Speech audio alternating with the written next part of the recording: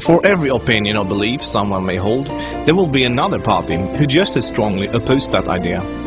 Both sides usually claim to sit with the best arguments, the real facts, and the correct worldview, and ironically, both sides regard the other as being indoctrinated, blind to the obvious and outright stupid. Most people only expose themselves to information that matches their own worldview. It is uncomfortable to do otherwise. Still, we would like to give you some surprising information about Islam.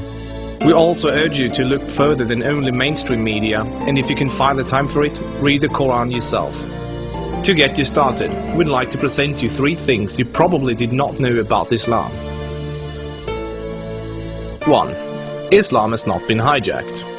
That Islam has been hijacked is what non-Muslims naturally assume, because they assume all religions are the same. The reason non-Muslims are so easily confused is that most of us don't realize the difference between the Quran and every other religious book we are familiar with. The Christian Bible is a collection of writings from various authors, written sometimes hundreds of years apart, with parables, advice and dreams, all collected together into one book. Same with the Jewish Torah. Even those of us in the West, who are neither Christians nor Jews, are still familiar enough with these religions to know this much, and therefore we assume the same is true for the Quran. But the Quran is only one book written by one man in his own lifetime. It is meant to be taken literally, and it's not full of symbolism or vague analogies. It is mostly direct commands. Of course, the Quran contains contradictory statements, just like other religious books. But the Quran itself provides the reader with a way to know what to do with the contradictions. It's explained in the Quran that if you have 2 passages that contradict each other, the one written later supersedes the one written earlier. Most Westerners are unaware that the peaceful, tolerant passages were written early in Muhammad's prophetic career.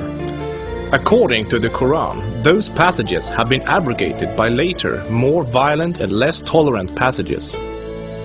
So, when most Westerners hear jihadists quoting violent passages from the Quran, and then peaceful Muslims quoting peaceful passages, they interpret that the way they would if someone was quoting the Bible or the Torah. They think to themselves, oh, there must be many different and contradictory passages, like there are in other religious books, so Muslims can pick and choose what they like and justify whatever actions they want to take. But the Quran is nothing like that. There is no picking and choosing. It says very explicitly and in no uncertain terms that a Muslim must not alter or ignore any part of its very clear and direct message, or they will burn in a fiery torment forever.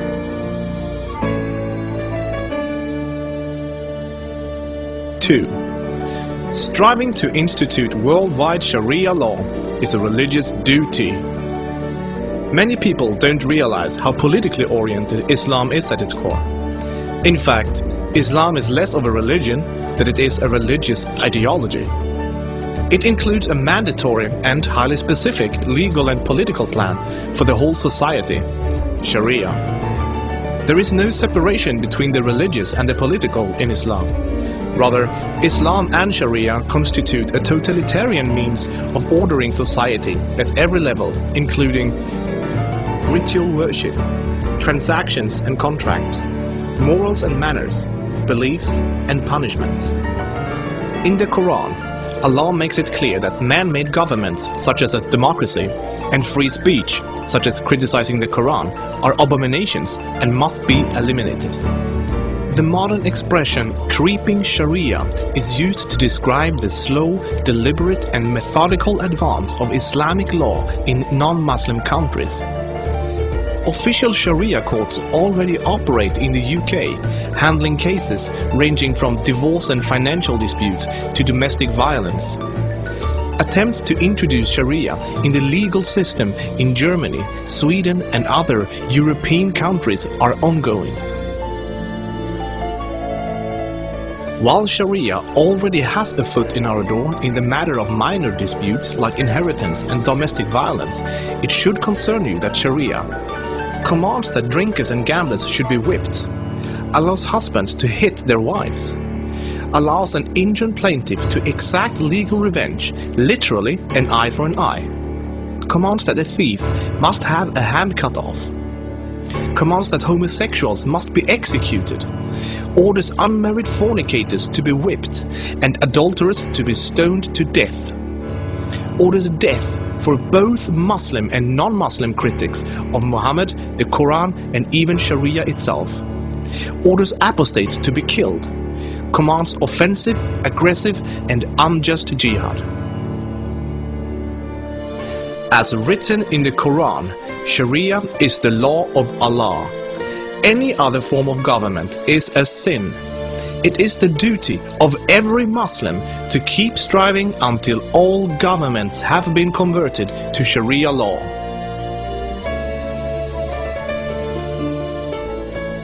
Three, Muslims are allowed to deceive non-Muslims if it helps Islam. For non-Muslims, this principle, called taqiyya, is another surprising concept of Islam. While most other religions speak highly of truthfulness, the Quran instructs Muslims to lie to non-Muslims about their beliefs and their political ambitions to protect and spread Islam. There are many examples of today's Islamic leaders saying one thing in English for the Western press and then saying something entirely different to their own followers in Arabic a few days later. Deceiving the enemy is always useful in war, and Islam is at war with the non-Islamic world until the whole world follows Sharia law. All non-Muslims living in non-Islamic states are therefore enemies. So deceiving Westerners is totally acceptable, even encouraged, if it can forward the goals of the spread of Islam. As a recent example, the Islamic American Relief Agency were seemingly raising money for orphans, but in fact giving the money to terrorists. They deceived good-hearted Western infidels into giving money to organizations that were actively killing Western infidels. Do the research yourself, this is not an isolated case. Islam as a religion of peace. Muslim organizations worldwide often declare that Islam is a religion of peace. But what does that really mean? It seems easy for a Muslim to quote a peaceful verse from the early parts of the Quran, while, by following the principle of taqiyya, neglecting to mention the fact that it has been officially abrogated by later, more violent verses. According to the Quran, the world will be at peace only when Islam and Sharia reign in every country, and never until then. This is why every Muslim can truthfully say that Islam is a religion of peace. If any of these points took you by surprise, then there is surely much more you still don't know.